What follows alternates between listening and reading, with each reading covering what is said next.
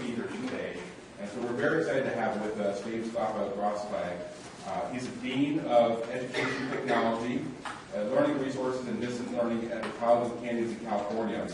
His external roles include serving as President of the Community College Consortium for Open Education Resources, Vice President of the Board for Open Education Consortium, Board Member of the Directors of Education Technology, California Higher Education, and advisor to the Lumina Foundation on the use of educational technology, and a member of the Distance Learning Task Force of the Accrediting Commission for Colleges and Junior Colleges. James was previously a tenured faculty member and taught online, hybrid, and face-to-face formats. And at a time when colleges aim to expand access with limited resources and increasingly proven way to lower student costs and support faculty innovation is to adopt open education resources. So here to give us our keynote address, please welcome James Glapa-Grossklag to discuss the why and how of high-quality open education resources. Thank you.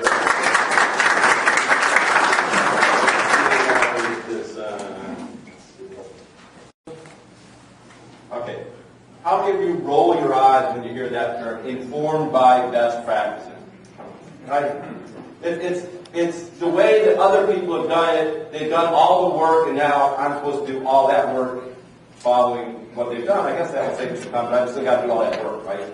So I'll fast forward and summarize the key point of what I'm going to share today. There's a ton of stuff out there that you can steal for free and legally, okay? So we're going to get to that. You don't have to do it all yourself.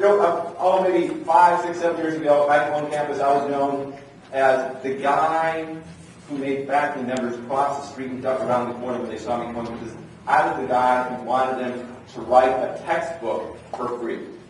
Right? How many of us really have time in our day to do that, right? Now,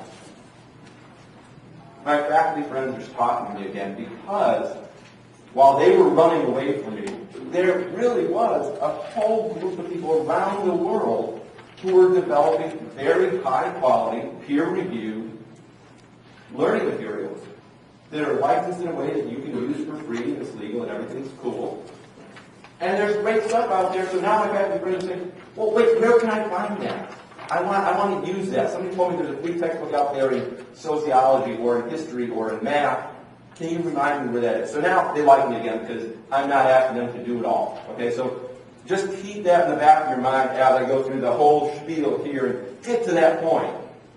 Most of the time these days, it doesn't come down to, oh yeah, you're going to be the sucker who's writing the textbook for free. Okay? So just be patient with me. All right. So first of all, you can see from my title, I do a lot of different things. In my day job, I do a lot of what you do. I'm a dean. I'm an academic dean. I take care of Blackboard. I take care of staff development for teaching online. I'm sometimes the accessibility cop, which is no fun. I negotiate the difference with the faculty between Blackboard and Canvas and Moodle and that whole deal. I get that. Also, with the faculty, I've taught online. I've taught face-to-face, online, hybrid for a decade and a half. So I understand how hard that can be as well. So I empathize with all of your roles and everything you're doing, and I applaud you for being here to share, to commiserate. That's really, really important. Also, I want to share a little bit, just very briefly, in my other role as a board member, vice president of the Open Education Consortium, which is the global group for open education. I just had the pleasure of spending 2 weeks in the Middle East promoting open education resources. I just got back on Tuesday, actually, so if you can tell me what day it is, what time it is, I'd be very happy. So I spent 2 weeks throughout the Middle East and North Africa region working to promote open educational resources as part of a cultural diplomacy initiative sponsored by the U.S. Department of State in conjunction with the Arab League. And I think it's going to be great. We talk to a lot of different universities, a lot of university leadership there. I think we're going to develop a good network in the region to promote open educational resources. But you know what people really wanted to talk about? Blackboard or Moodle. Again and again and again, the leadership that I met in the institutes and the universities, so where's Moodle going? Where's Blackboard going? They haven't heard of Canvas yet, so if anybody has a friend who's a salesperson at Canvas, tell them to get over to the Middle East. They got the money. Canvas will clean up over there. But Even so, what they were doing, they were sharing as professionals, as colleagues, right? They wanted to talk shop. And that's what we do. That's what we do as educators. That's why we're here today. That's what we do all over the world, is to share our ideas. And as educators, even if you're, an evil dean like me, gone to the dark side, we're still educators, right? We're here to share. So teachers share knowledge freely, we know that. Students, we want them to share their understanding, right? And teachers, we share with one another. Right? Pretty simple stuff. That's the foundation. Another pretty, obvious statement. If there's no sharing, there's no education. That's what we do. A really unique thing about education, though, is that it's a renewable resource. If I share, I don't know whose iPad this is, but if I share this iPad with Eric, Carl, if I share, whose iPad is this one? Yep, is that yours? It's open. Oh, yeah. I'll take it. But if I share that iPad, it doesn't reproduce itself, right? But with our knowledge and our education, our ideas, it's renewable. You might feel drained at the end of 6 hours of lecturing, but you still have the knowledge, right? It's kind of a unique resource. And I want to highlight some trends that are changing the way that we share. The first one, for folks who are involved in educational technology and distance learning, is kind of a truism, really. The information age is changing the way we share, right? Changing the way people are educated. Pretty obvious stuff.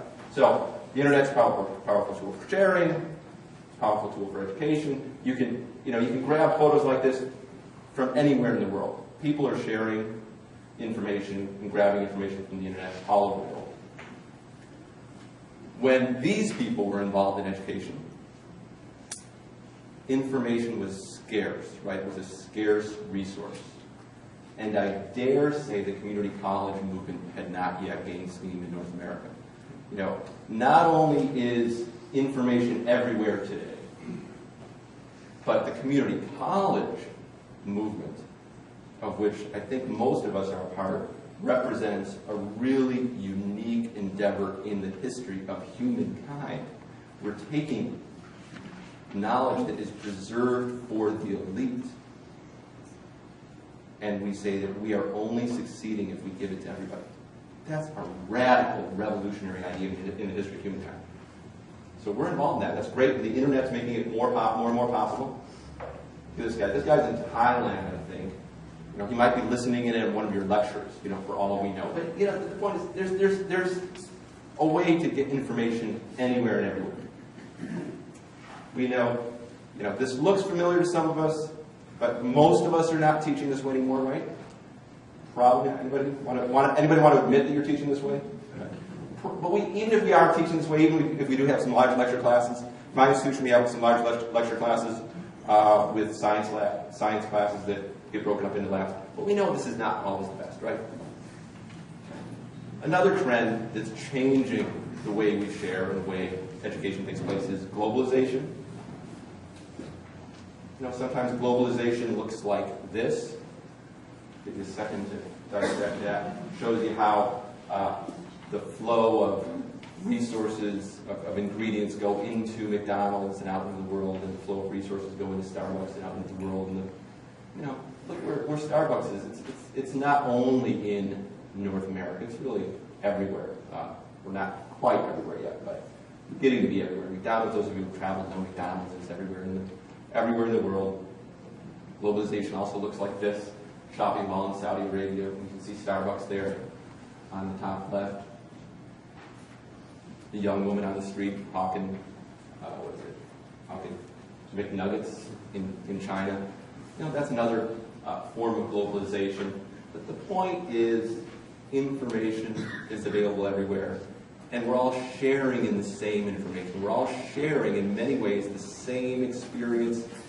And we around the world oftentimes have the same aspirations. We want to go to Starbucks.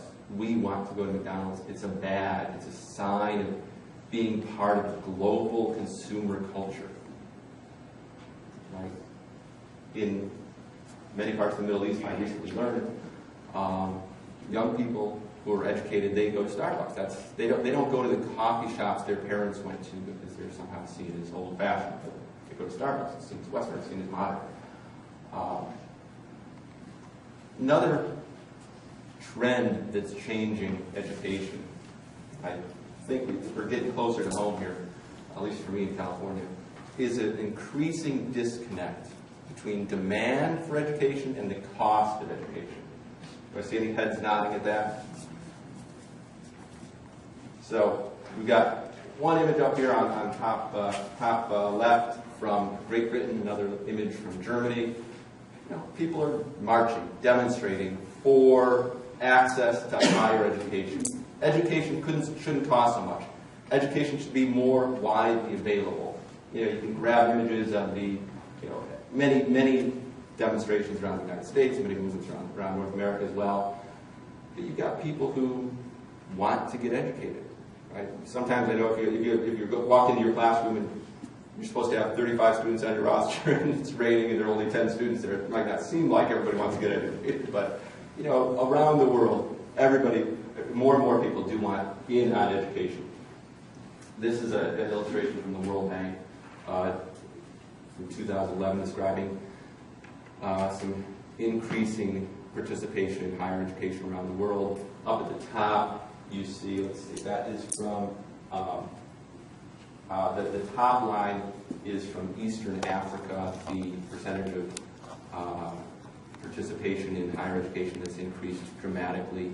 Down at the bottom, the low line down at the bottom, it's almost flat, is Sub-Saharan Africa. It has not seen much of an increase in participation in higher education over the past couple of decades. So keep that in mind when you look at this, the percentage of the population under the age of 15, and look at Sub-Saharan Africa there. There will be an incredible demand there, as elsewhere, incredibly increasing demand for access to education. Right? People will be looking like this, in Sub-Saharan Africa 10 years from now, asking for more education. Worldwide participation in higher education is expected to grow by 60% in the next 11 or 12 years. 100 million additional students are expected to participate in higher education, or at least will want to participate in higher education over the next 11 to 12 years. 100 million. How many students are in higher education in Michigan? I should know that. I don't know. What's the number in Michigan? Total higher education? In California, we've got, and I know California is an outsized example, we've got about 2.6 million in the community colleges, we've got about 400,000 in the state university system, so that's about 3 million, and then the UCs, the elite research institutions, they kick in another 20 or 30,000, so a little bit north of 3 million in California. So 100 million is a pretty significant number wanting access to higher education. So how many large universities can we build? We, the humankind, how many large universities can we build around the world in the next 5 to 10 years? Well, not enough is the answer, right? Not enough. So that's the demand. I just realized this mic, I'm not using this mic, I'm glued to that mic. So it's like, wow. So the other side of that equation from demand is cost, right? You guys know this. Undergraduate costs rose 42% at public institutions over the past decade. Does that resonate in Michigan? So give me a number. What's the average, unit fee or average 1 year for a community college student in Michigan? $100 a class? A unit? Per credit. So what's if you got a full-time student, I know most of our community college students are not full-time students, but what would a full-time student be paying for a year? $400? $1,200 a year? Is that a good ballpark number, $1,200 a year? So I'll give you a second to chew on these numbers. Over on the left-hand side, the cost of textbooks have gone up 800% over the past 30 years. 800%. Are there any economists in the room? People who teach business or economics? Anybody know what's been the increase in the consumer price index over the past 30 years? Higher or lower than this, you think? Lower. Lower. Consumer price index has gone up by 250% over the past 30 years. Textbooks have gone up 800%. How about medical care? The cost of medical care. Has that gone up more or less than the cost of textbooks? What do you think? Less, right? I mean, in my world, we're all freaking out about the cost of health insurance, the cost of benefits, and it's really throwing a wrench in everybody's retirement plans. But it's gone up less. It's gone up 570%. Still seems like a lot over the past 30 years compared to 800% for textbooks. Right. Down on the bottom there, $4.3 billion. That's the total earnings on higher education course materials from 1,200 publishers. 1,200 publishers around the world were surveyed. $4.3 billion. It's a good chunk. Average college student in the United States spends $1,200 per year on materials. Anybody want to shout out a number of what your textbook costs? Faculty in the room. How much does your textbook cost? How much are your students supposed to pay for the textbook if they buy the textbook? $130. $130. We hear more? $280. $280. Who said $280? Science textbook. Science textbook. Oh no, $280. Holy cow. And how many of you who are teaching, honest to goodness, I'm not going to ask you to raise your hand, but honest to goodness, how many of you really know, whether or not your students have a textbook? The first day of class, the first week of class. Do you know? And do they have it? Yes. Wow, that's great. How much does your textbook cost? $43. Let's go back to the science textbook. Maybe not. But, it's kind of scary for me at least, when I talk to my faculty colleagues, do you really know what's going on with your students and their textbooks? One of my areas of responsibility is our library, and I know what's going on with our textbook reserves in our library. The books are falling apart because students are using them so much. So this is something you understand. This was a study that the Student Public Interest Research Group undertook with support from the Lumina Foundation. It was published in January 2014, based on surveys of students at 150 institutions during fall 2013. So pretty recent. 150 institutions across the United States. 65% of students report choosing to not buy a textbook. And these are all kinds of institutions, not just community colleges, not just 4 years. 94% reported concern that their grades could be affected. That's kind of good news, right? I'm happy to know that they're worried about their grades if they don't have the book. And then for the bean counting administrators in the room like myself, the last number is kind of worrisome. 48% report taking fewer classes or different classes. Their decisions, their enrollment decisions, are partly driven by the cost of materials. Broward College in Florida, which is a heavy user of open educational materials, has developed a marketing campaign around low-cost and no-cost textbooks. They see it as a competitive advantage. University of Maryland University College, huge institution, right? 100,000 students around the world. They have a long tradition of serving the military. They do a lot of online graduate education in the United States. They're moving their undergraduate curriculum by, I think this fall, their goal is 75% of their undergraduate curriculum will be OER. By next fall, 75% of their graduate curriculum will be OER. Why? Are they true believers in lowering the cost? Maybe. But they are a market-oriented institution. Their people have told me it's a market decision, it's a competitive advantage for them in a competitive marketplace. Low cost or no cost textbooks. So, long term, what does this mean for our society? Holy cow. How many parents of college-age kids in the room? I've got two still in the future, but wow. I don't know, is this realistic? $25,000 in debt upon graduation, is that a real number? More, okay. Yeah. So again, thinking about the disconnect between demand and cost, think about around the world over 100 million more higher education students, or 100 million people wanting access to higher education on the one hand. On the other hand, it's less and less affordable. Right? And again, teachers look at those numbers. Right? Students know that it's not good for them to not have the course materials. So, here's the punchline. The time is right for new approaches. Something's wrong. Or something's at least not really sustainable. So the opportunity that we in the open education movement see is a way to decrease the cost, increase access, so more people are getting educated. It's not a magic bullet. Teachers still have to teach, students still have to learn. Right? We still have to do a lot of hard work. But with this disconnect between the demand and the cost, OER can present a solution. So open education helps us to revise how we teach and learn, how we use content, and how we expand access. That's our claim.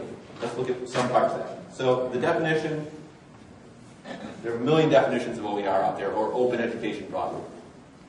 In a nutshell, open educational resources are teaching, learning, and research materials that permit their free use and repurposing by others. As I said at the beginning, so the best practices kind of, makes me nervous sometimes.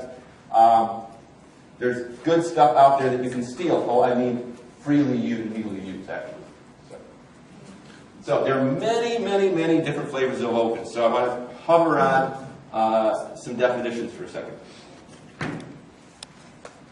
So 12 years ago, a little institution called MIT, right, the #1 top-ranked research institution in the world for a decade now, MIT decided that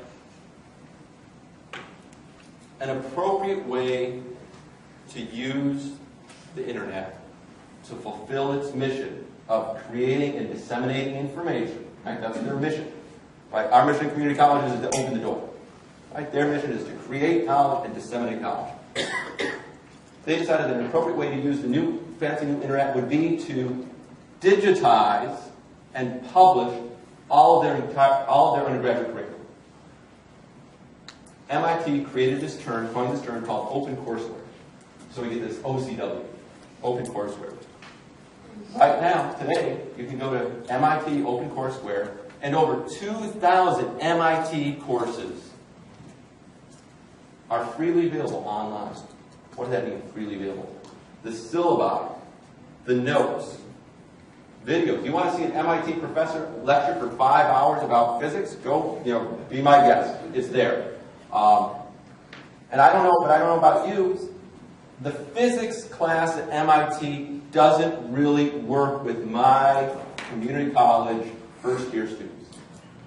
It's good stuff. Faculty I know use the stuff to stay current. But in reality, it's not really working with my community college students. But that was the big bang in the open education world. The top institution said, this is how we fulfill our mission. We're going to put it all out there. Many of us know the term open source software, right? Is that familiar to some of us? So Linux, how many use Firefox? Firefox runs on open source. A lot of great open source stuff out there. It's kind of the difference between free beer and a free puppy. That dichotomy. So open source is the free puppy. It's free, but you have to take care of it. You have to take it for a walk. You have to clean up after it. You have to put patches on it. You have to, keep fixing it. Free beer is, it's free beer. It's supposed to be, short-term pleasure, and hopefully, tomorrow morning it's still pleasurable, but you don't have to take care of it. But open source software, it's free, but it takes a community to maintain it. There's an increasing movement called open access publishing. Does that ring a bell for anybody? A little bit? So the idea that if you are a researcher and you publish, let's say you're a researcher at, what's the state institution you're at, UM or MSU, you probably went to grad school with federal financial aid. You probably did a postdoc with some federal funding. You're working at a state institution that the taxpayers are paying for. Maybe you went off and did your research with the National Science Foundation, National Institute of Health grant from the federal taxpayers. You publish your research, and guess what? If your community college library wants to make that research accessible to your students, and the public has already paid for it, how many times over? Your community college library has to pay how much to subscribe to that journal? Hundreds, thousands of dollars, probably tens of thousands of dollars because it's in a bundle with a lot of other journals. So there's an increasing movement of researchers to say, we're going to publish in journals that are digitized, online, and open, meaning free. The Harvard University faculty have passed a resolution stating that after they publish in a peer-reviewed journal, and that's okay, still Harvard, they also have to make available a copy of their article or their research and publication for Harvard's open access repository. So there will always be, in our ecosystem, there will always be a free available copy for us. So there's an increasing movement of open access publishing out there. There are also these things called MOOCs. Does that ring a bell? You read the newspaper, seems like some elite institutions discovered this brand new thing called distance learning. Right? You read the New York Times, right? Stanford discovered distance learning a few years ago, invented it. Well, in MOOC stands for massively open online courses. Well, the open in MOOC stands for open enrollment. They discovered this new thing called open enrollment that the community colleges have known about for a century, right? So it means open in terms of open access. Anybody can take it. But it's not open in the sense that it's not free and it's not shareable. You can't reuse it. There are very strict terms of use on the materials. We'll talk a little bit more about that in a second. Broadly defined, what I'm talking about, what we'll talk about, is open educational resources. So this sort of an umbrella term for teaching and learning materials. Stuff that we can use, stuff that's useful to us. So broadly say OER. So open educational resources are represented by the difference between gratis and libre. Any Italian or Latin majors out there? Anybody want to take a stab at this? Gratis means free in what sense? In the monetary sense, right? No cost. Libre, free to move, right? Free to change, open. So this is another way to think about it. Free meaning no cost, right? That's the O in MOOCs, no cost. What we're talking about in open education is the one on the right. Open meaning no cost and permission to modify. You can change it. You can change it. So here's my textbook, and you can change it. You can use it. Another way to think about it, catchy little term. The internet enables, right? Anybody can go, copy and paste something online now, right? It's easy. But is it legal? Maybe not. OER allows us to do it. Here's what we're trying to achieve. And then we'll talk about some of the hows. What we're trying to achieve is that students have access to the textbook on the first day of class. We want to provide free online and maybe low-cost print options for students. And we want you, faculty, to be more free as well. You get the textbook from Pearson, it's got chapters 1 through 15, and there's your syllabus. How creative is that? Right? What if you want to throw out chapter 2, chapter 4, chapter 6? Well, then why are you not asking your students to buy it? There's that tension there. Gosh, the publisher thinks it should be this way, and I think it should be another way. How do I move things around? Well, again, if it's this textbook and you're free to move things around, you're free to change it. It gives you more control because you're the teacher, you do know best. So, how do we do it? How do we set content free? After this, one of the breakout sessions is on Creative Commons. Who's doing that? Was there a facilitator for that? I think it was a session about Creative Commons. No, she's not in the room. She's preparing, or he's preparing. Okay. So the way we do it is using a licensing regime called Creative Commons, a free license, an open license. The license says it's free to access this content online. It's free to print it. You can share it, you can reuse it, you can do a whole bunch of different things with this content that has this license on it. The standard open license is produced by an organization, nonprofit called Creative Commons. And it looks like this. It has multiple flavors. On the left, you'll see the CC. That means you have permission to use it. And I won't get very technical. I'll encourage you to go to the Creative Commons workshop afterwards. The little person means you have to give me attribution. It's like going back to grad school. You have to give the proper citation, right?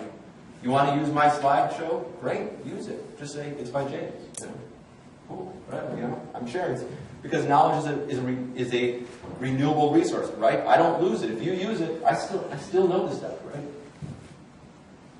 Some people put a non-commercial restriction on their stuff. They say, you know, I want to give to the community, but I don't want Pearson to come in and use my stuff and put it in their package and make a buck off it. Personal taste. Then another flavor of the license is something called share alike, meaning you can take my PowerPoint and you can use it, but you can't change it. You have to share it in the same version that it is now. You can't swap out your picture of your vacation for my trip in the Middle East. You know, you can't swap that out. You have to take it as it is. Again, it's a matter of taste. Typically, I would use the first two. You know, all you have to do is give me permission or attribution. Give me attribution. Go ahead and share it. Do whatever you want with it. Just say, you know, you originally got it from James.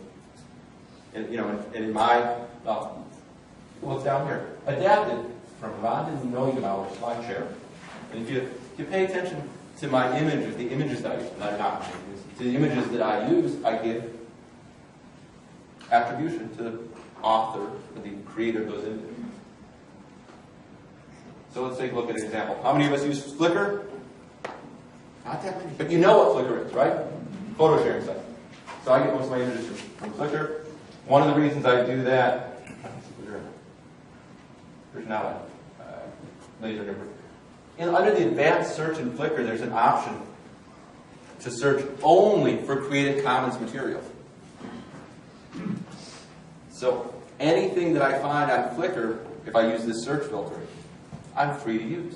Also on Google. If you go to Google, advanced search in Google, you can ask it to return hits by license. It doesn't use the term Creative Commons, but it will give you different choices of license. Free to share but not used commercially, etc., etc. So check out the advanced search on Flickr and the advanced search on Google next time you're messing around. So here's an example. I told Deb, I was tempted to put in this slide pictures of the thumb, you know, because I'm in the thumb of Michigan here, right? So I didn't quite have enough time to do that last night. But you know, search for library, get 10,000 pictures of library. You know, I used advanced search here, so they're all able to be used freely. Choose one of them, chose one of them, and down at the bottom there's this little, you know, the fine print that nobody ever looks at. Right? But if you click on there, you'll see some pretty easily understood legal language saying that it's licensed, photos licensed CC by NC. Creative Commons, meaning you can share it. By, meaning just give me credit, attribution. And NC, non-commercial. Don't make a buck off it. Otherwise, you're free to use it. Free to use it. Here's another example. Physics 140, general physics. We can download all the materials for general physics. Over on the right, you can see that 16,000 people have viewed this resource. 2,400 have downloaded the entire course. But down at the bottom, there's this little Creative Commons symbol. So if you click on that, you find out that it belongs to the University of Michigan. You're free to use it as long as you give attribution to the University of Michigan. So maybe my astrophysics students, the MIT stuff doesn't work with them, but maybe the Michigan stuff works. I'm not sure. But that's those are a couple of real easy examples of how you can borrow, grab content, and start using content freely and legally. But still, I know this might still sound a little bit kind of pie in the sky-ish. Okay, there's a long, long way from grabbing a photo to replacing the Pearson textbook as well as the cookies and the goodie bag that the Pearson rep gives you. Now, this sounds really great, right? You know, we're teachers, we're educators, we're community college people, we're public higher education. We need practical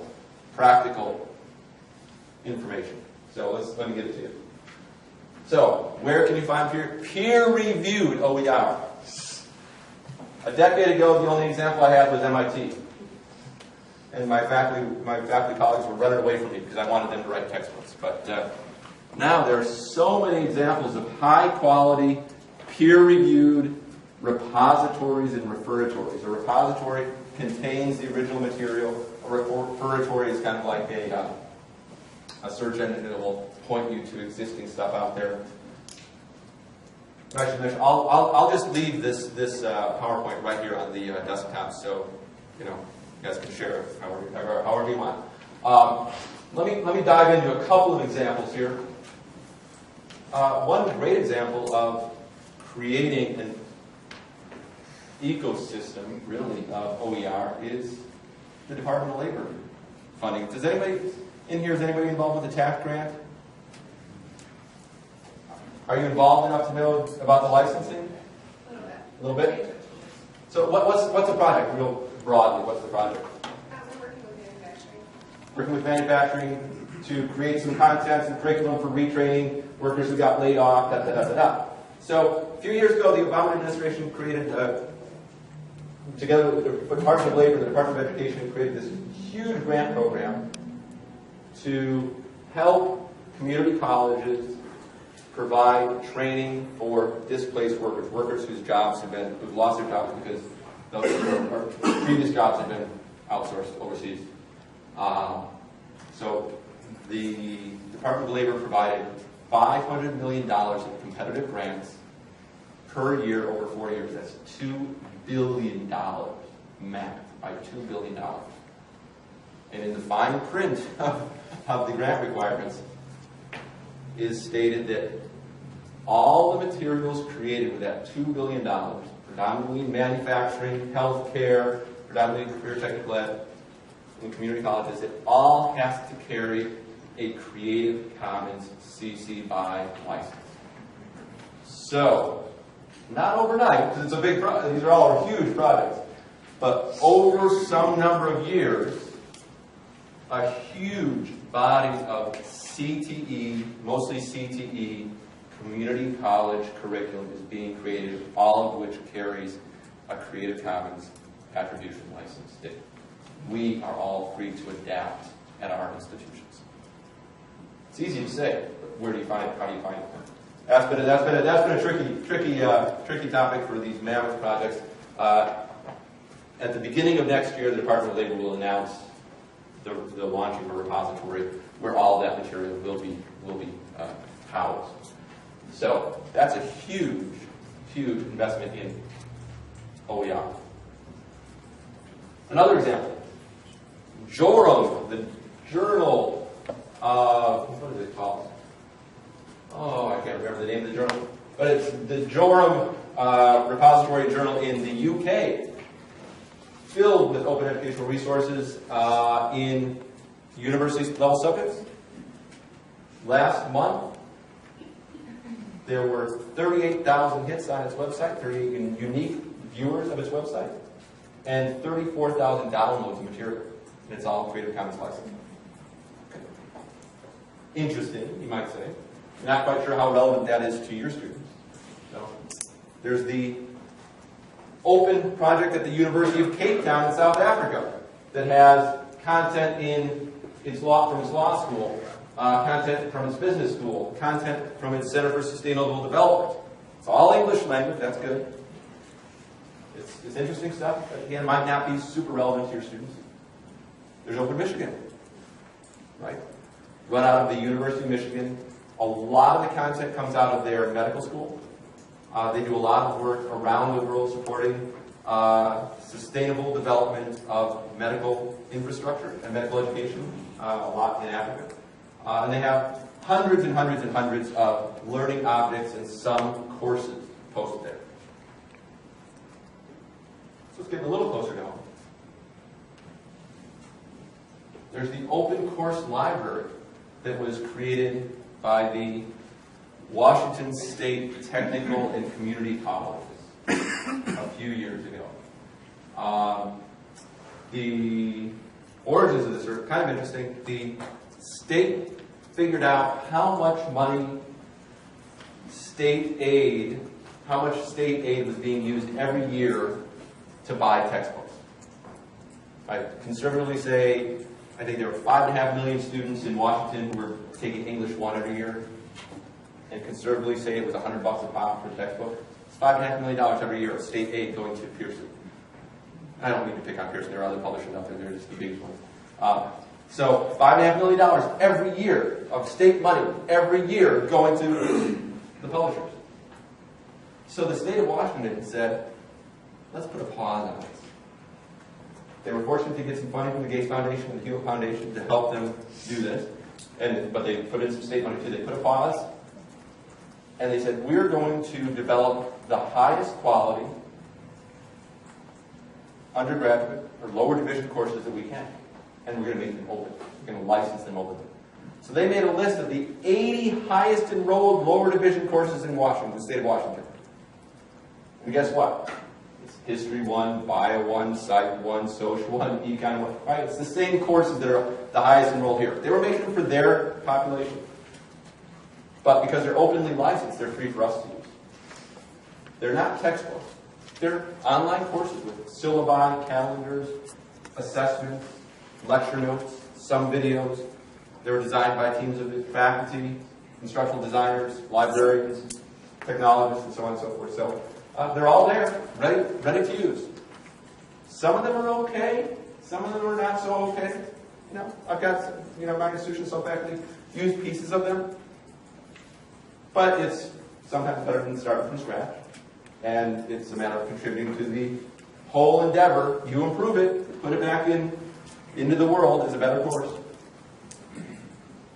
There's also the Connections Library, OpenStack's Connections Library that has been collecting content for a number of years. This is run out of Rice University in Texas, which is a top-ranked research institution. You can see here that under the Humanities, they have 2,200 pages of content and 183 books, free for you to use tomorrow. In the social sciences, they have a list of 2,900 pages and 198 books, free for you to use tomorrow. Ready to go, right there, openly licensed. And most of this stuff carries a CC BY license, meaning Creative Commons, share it, and give attribution. There's typically not a share alike requirement on it. That means you can edit it. You find a book that you like, but you don't like chapter 2, delete it. Write a new chapter 2 with your colleagues. Make a new version of it. Give it to your students for free. OpenStack's College, also out of Rice University, with some major grant funding, has tackled some of the sciences. The biology, $280 biology textbook. Where was that? Chemistry. So why are science textbooks so expensive? I'm not sure. Well, I think it's images and multimedia. Images, Permissions. permissions for the images a lot of times, but you go back to the growing ecosystem of open content. There are more and more images out there. 4-color illustrations, scientific notation, you know, all those squiggly lines that I can't read. You know, there's some special characters. It's the images. The images. Graphic. We need to pay graphic artists a lot more. Okay, so OpenStax College has taken on some of those subjects. So you can see these are open textbooks that are available right now. Physics, Soc, Bio, A&P, Stats. The Stats book has been translated into 15 languages around the world. Macro and Micro, coming in the spring, Pre-Cal, and Psych. They're available for you to download today, as soon as you leave here, and start editing them, or start assigning them to your students. And these are peer-reviewed, and they're proofread. They have had editors. They have indices. They have tables of contents. They look like books. I think to get a print version it kind of fluctuates from one book to the other, but somewhere between $20 and $50, students can order a print version if they really want to have a print version. But it sure beats $280, doesn't it? And another resource I want to call your attention to, and I was having connectivity trouble last night at the hotel, unfortunately, so I didn't get slided here. BC Campus. Please jot down BC Campus. British Columbia has been a leader for a long time in online teaching and learning, and they've undertaken to produce the top 40 textbook for the top 40 lower division courses in British Columbia. But guess what? It overlaps with what Washington's doing. It overlaps with some of these. But right now, if you go to BC Campus, open textbooks at BC Campus, you'll find an increasing list of releases from them that don't repeat these.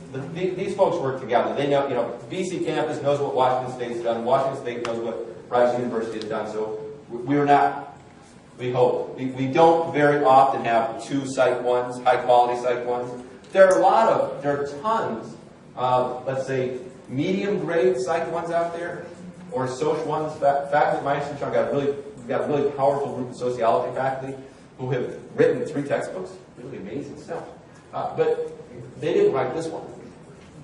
So you've got different versions out there. But they've done their best, and they're pros, but they didn't have the foundation money to build an index and put 4-color illustrations in it and do a print version. So there are some different versions out there. But again, another source of high-quality, publisher-grade, open textbooks is BC Campus. So check that out as well. And again, this is material that you can use today, tomorrow. Throw your textbook out.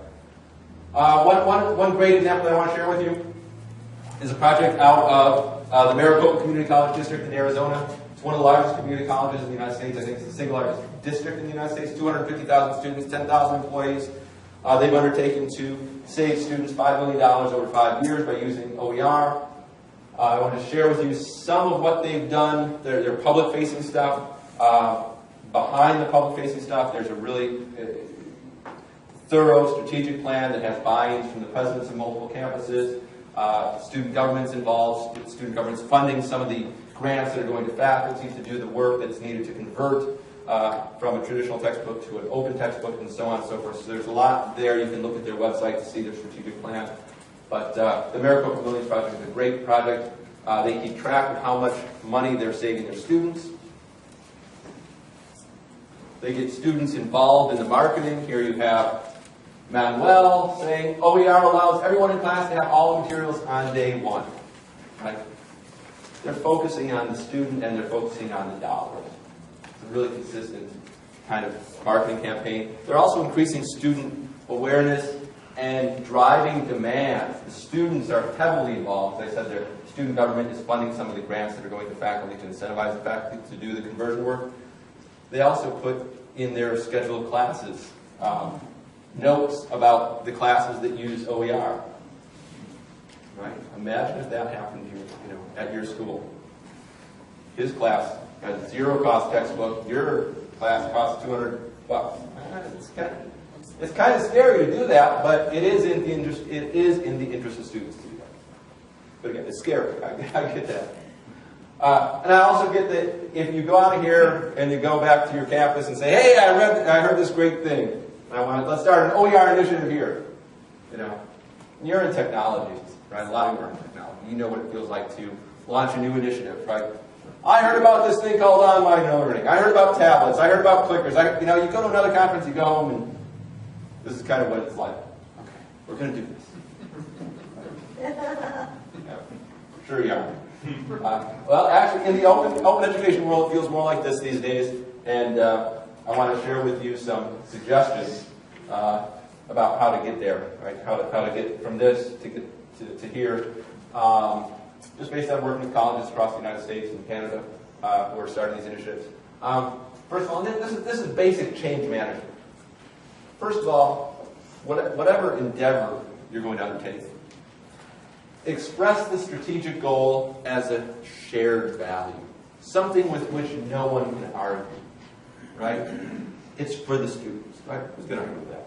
So as I mentioned before, I just got back from a trip overseas. And the institutions with which I worked there, they were interested in reputation. They wanted the rankings of their institutions to go up. That was the most important thing to them. They wanted the rankings to go up. You know, Saudi Arabia, which has, you know, a lot of money, they weren't interested in student access. But they were interested in rankings.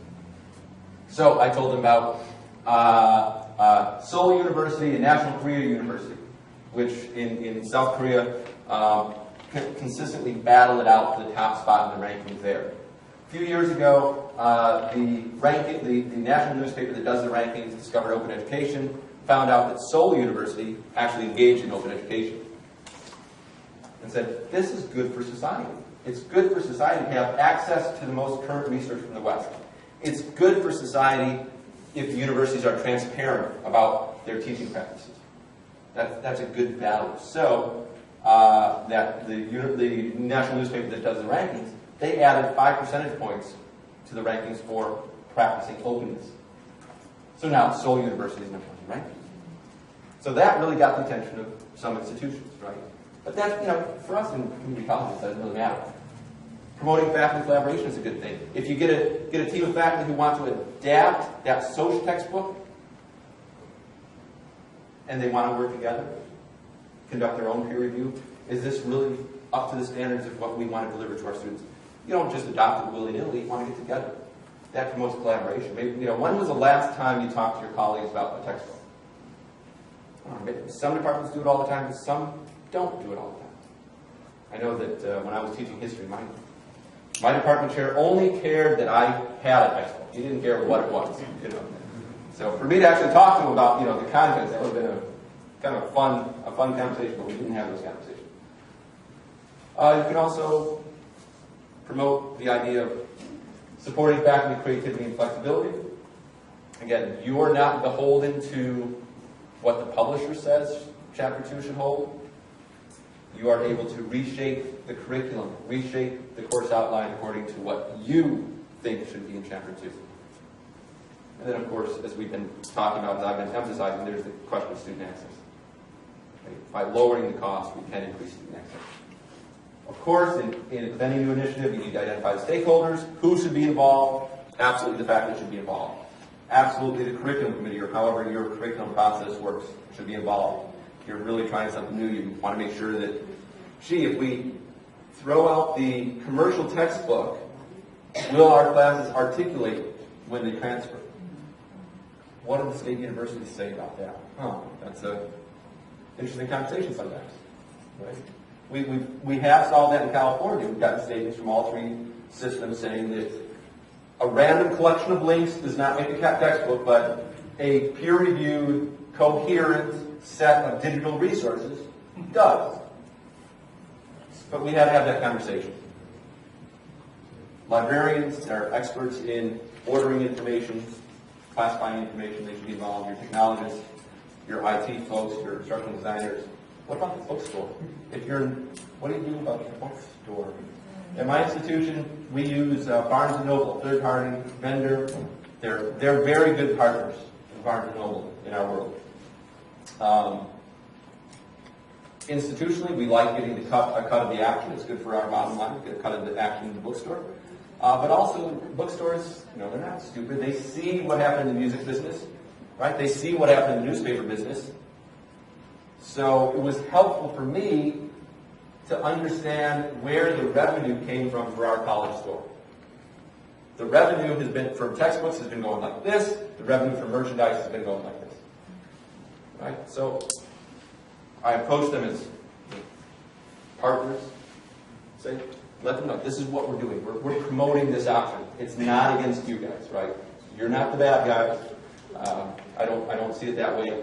When our students do want print on demand or print versions, let's run the print versions through you so that you can still do a markup. You're still getting something. But a markup from 0 is better than a markup from $100. Right? So students are still benefiting. Students are paying $10, well, it still beats $280. And as I mentioned before, get the students involved. Pretty easy concept for students. You don't have to say OER, you can say low cost or no cost. Right? They get it. It's also very important to understand the stakeholders. Understand how do people currently find content, share content? How do they interact with content? In other words, do your students really have the textbook? Are the students reading things on their mobiles, on their cell phones? Are the students using the library and not the bookstore? If your colleagues, if you're going to go to your colleagues and say, hey, let's take that statistics textbook and rewrite it and make it relevant to Michigan, well, how comfortable are your colleagues working with PDFs? How comfortable are they working with Word? How comfortable are they editing things? How are you going to manage that workflow? So you need to know about that. Of course, talk to people, right? I learned this the hard way. 8 years ago, my president discovered OER. She thought this was the greatest thing. For a variety of reasons, she thought it was a terrific thing. She said, go do it. She gave me a bundle of money. I got a repository. I said, whoop-de-doo, I'm in the OER business. And nobody wanted to play because I hadn't talked to anybody before. The boss gave me the big check and nobody else got it. So that didn't work very well. So repeating the obvious, right? Talk to people. Develop processes and integrate OER into your existing processes. Of course, you have professional development days, you have professional development workshops. Include OER in that. Right? It doesn't have to be some strange thing over here. It can be part of what you're normally doing. And this is very much, I think, along the lines of what you've done to promote change with distance learning or e-learning. Right? Once upon a time, people thought you were kooky because you wanted to teach online. Now it's normal. Promote open practices in your department. Get student input again and again and again. Do you know what your students are doing with their textbooks? And establish selection criteria. On what basis will you be selecting OER or materials to use? Do you just make it up? Just because, I don't know, the state of Washington says it's good or British Columbia says it's good? Well, there are established criteria out there. This is a list of criteria that we put together in the Community College Consortium for Open Educational Resources, just based on our experience. Pretty reasonable stuff. I'll let you read it for a second.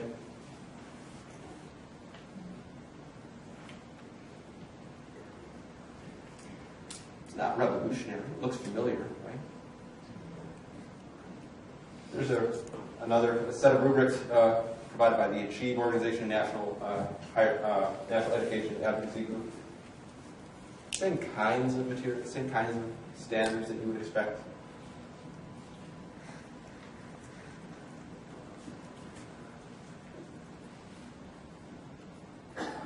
So again, it's helpful to let people know you're not making this up, right?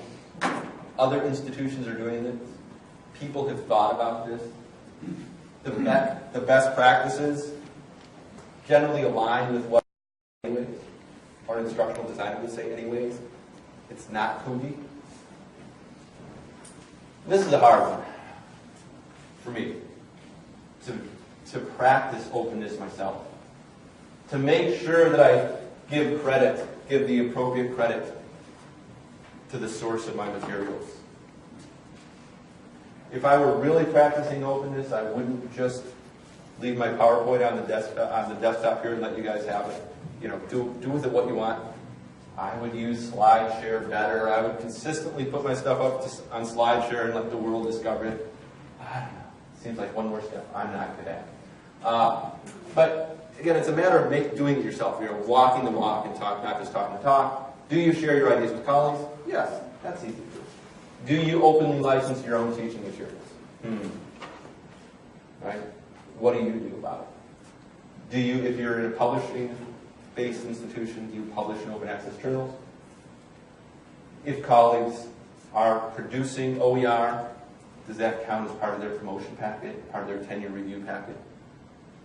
Do you recognize that as a good thing for the institution? And of course, institutionally, do you encourage students to gain digital literacy? Because they're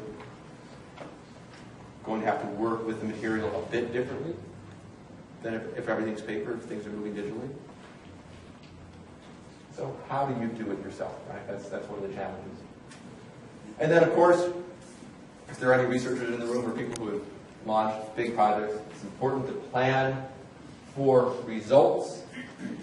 Don't just guess about what's going to happen, and don't just say, good things are going to happen, right? What are you trying to achieve? Tie the objectives to the outcomes, just like you do in your classes. So are we trying to achieve lower costs for students? So how do we measure that? What's the average cost of a textbook now versus the low cost or no cost textbook? Maybe. How many students actually purchase the textbook now? That's actually a very controversial discussion in the open education world. I can say, well, we typically have 35 students in a class, and all of them now buy the textbook, and none of them will have to if I use Open. Well, it's really not the case that all of them have the textbook. Not all of them buy the textbook, and some of them buy used books, and some of them borrow books, and some of them photocopy books. So it's if you really want to track the results, it's helpful to actually think about what you're trying to track. You want to increase faculty use of new materials. So then you have to know how long have your faculty currently been using the textbooks that they're using. What constitutes new material? Using images or using a complete textbook? How are you going to define success? Increase recognition of the institution. If you participate in professional development activities beyond today, you'll know that there are at EDUCAUSE, at ITC, a lot of distance learning conferences these days. There are tons and tons and tons of conference presentations and meetups and pre-conference workshops about open education. Do you participate in that? Of course, what we really want to get at is improved learning. So how do you measure that?